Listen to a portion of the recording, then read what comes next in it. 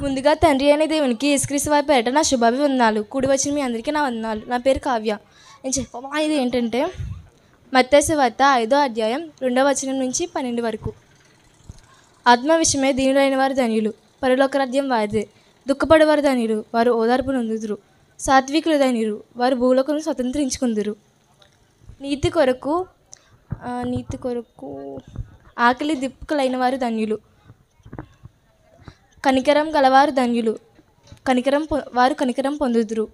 హృదయ శుద్ధి గలవారు ధన్యులు, వారు దేవుని చూచెదరు. సమాధాన పరచువారు ధన్యులు, వారు దేవుని కుమారులు అనబడుదురు. నీతి నిమిత్తము హీనులైన వారు ధన్యులు, పరలోక రాజ్యం వారిదే. నా నిమిత్తము మిమ్మును నిందించి హింసించి మీ మీద అబద్ధం సాక్ష్యం చెప్పినప్పుడు మీరు ధన్యులు, ఆనందించి సంతోషించుడి.